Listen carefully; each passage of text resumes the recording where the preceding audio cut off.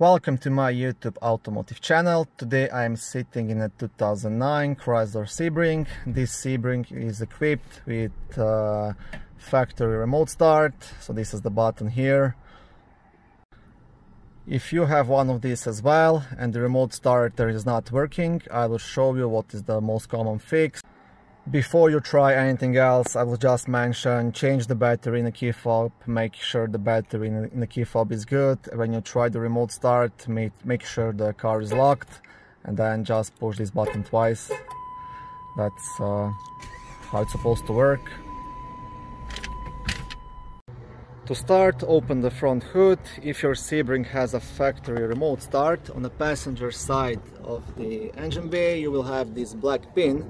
Now, how this black pin works and what it is, basically when the hood is closed, the hood is supposed to press this pin down, and while this pin is pressed down, your remote starter will work. Now, if your hood is not aligned properly and is maybe just pressing down like this, not all the way, then your remote starter will not work. Okay, now to test this, I will try to do it with one hand so I can record it. So with one of your fingers, press this pin all the way down, and then with your other hand, just press twice on this button. Now you can see the car started. So what we did here, we cheated the system, cheated the computer into thinking that the front hood is closed. So if this started your vehicle, that means all you have to do, you have to just adjust the height of your hood. And how you can do that, you have these two pins, these two black pins, this one and the same one on the other side.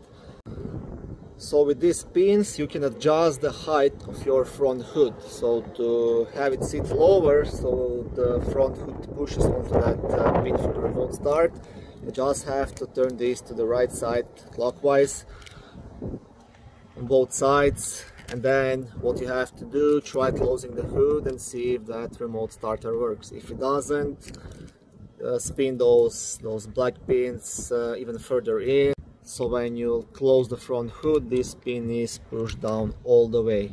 You will also notice on your front hood there is this black plastic piece, and your remote starter pin sits right here. So that's the other thing. You can, if you can't lower the hood enough for some reason, if your car was involved in an accident or I don't know, whatever, you can put something inside here.